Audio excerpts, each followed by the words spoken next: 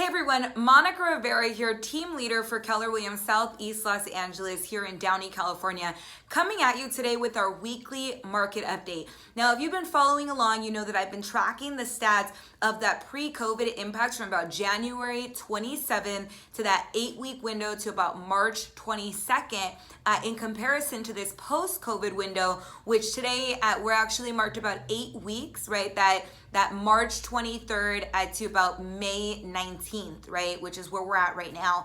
And we're looking at a couple different things. We're looking at the trends as it relates to showings. We're looking at the for sale price, the under contract price, a total inventory sold that's coming on the market, and then the average new inventory sold in the market specific to Los Angeles County to really give us a look at, what are some of the trends that we're seeing and what insight can that give us about the market of the moment right now.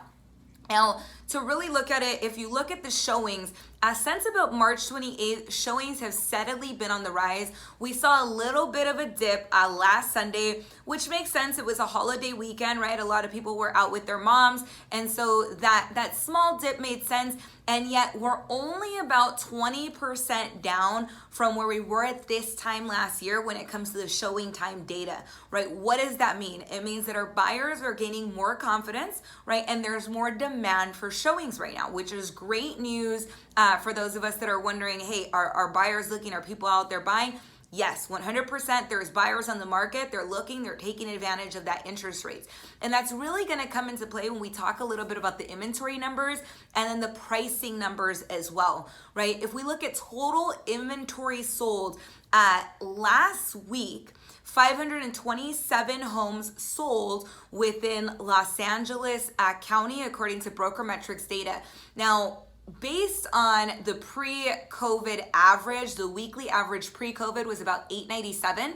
So on that average, we're still down about 41.64%. Right? We're still down in terms of the number of homes that are being sold. Now that comes into play when we look at the inventory as well. We saw a really big dip in inventory at the first couple weeks post the whole COVID impact of new inventory that was hitting the market, new listings coming on market. Pre-COVID, we were at about 1,319, right? 1,319 homes on average that were hitting the market on a week-by-week basis in that pre-COVID 8-week window. Last week, we did have a little bit over 1,000 homes hit the market, and yet based on the numbers, that weekly average is still about 848. Our inventory and on trend, we're still down about 35.71%, right? So a couple factors I want you to think about here. We've got limited inventory, less homes selling, right? And yet there's a huge decrease in the amount of new inventory that's hitting the market. It's picking up a little bit right now, and yet we're seeing an increase in showings. Why? Because buyers are gaining confidence. They now have the safety net, a little bit of the COVID addendum.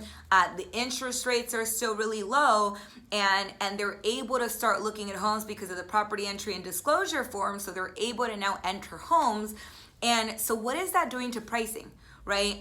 Demand is going up, supply is still pretty low. This is actually the first week that we've seen an increase in the 8-week average post-COVID on the for sale price, right? On the for sale price.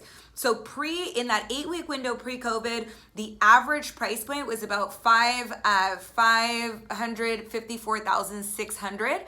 That's that pre-COVID, around that average price point. Last week, the average price point was $575. So it's increased that average of that 8 weeks about 0.43%. It's not a big window. That average right now is based on a almost 557 price point in that 8-week window. And yet that price point on for sale property has gone up a little bit, right? So what does that mean for your buyers that are asking, if the prices are going down, well, the trends aren't showing that. And that's going to be really important that we communicate that with our clients so that they know we're in a competitive situation still right now because, again, limited inventory and increased demand of more buyers getting back into the market. And then on the flip side, when we look at the under contract price point, so at the beginning of this post-COVID window, what did we see? We saw a lot of issues that were coming up with transactions, people that needed to buy down the rate because all of a sudden the rates had increased. And so you had sellers that were giving credits. You had a lot of negotiation happening. And so it had bumped down that under contract price point.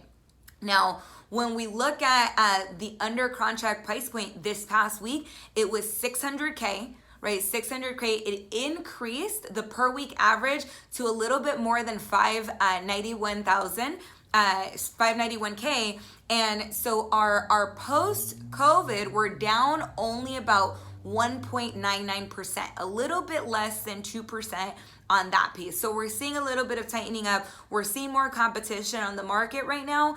And that's really, just it's still a competitive market. So the good news is we're definitely seeing the different categories rising. We're seeing a little bit more new inventory hitting the market. We're still down pretty significantly, negative 41.64% in terms of the average amount of homes being sold on a week by week basis. And yet I anticipate that will continue to pick up. Now, here's on the flip side of that. We also want to look at what are some of the indicators that we're gaining of what the market of the moment is going to be in the future. What are some of the areas that we really need to be preparing right now for the clients and for where the market is going. Now, we've talked a little bit about the absentee owners in the past, and that's definitely going to be a market we want to keep an eye on. But the other area that you really want to keep an eye on is the homeowners. As of right now, there are 4.1 million homes within the U.S. that are in mortgage forbearance, right? 4.1 million.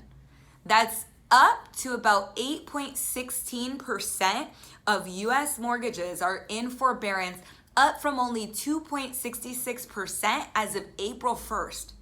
That's a big increase that we're looking at, right? So what does that mean? Well, it means that that's going to be a huge opportunity that we have to really be advisors and do our fiduciary duty to our clients by consulting them on what's going on in the forbearance market, because we're definitely going to see that being a source of inventory in the future, just from what I'm seeing on the market and what I'm anticipating. If that's an area of interest, if you want to understand how to best consult your client on what the options are and how to really take advantage of the market at the moment, then I want you to make sure to stay on our list, make sure you're registered in the newsletter, and that you're following along. Attend the training. We're going to do a training specifically on the market of the moment, forbearances. Right? Forbearances. So make sure to register. And with that, I hope you have an absolutely phenomenal day. Have a good one, everyone. If there's any questions, feel free to drop them in the comments. Bye, everyone.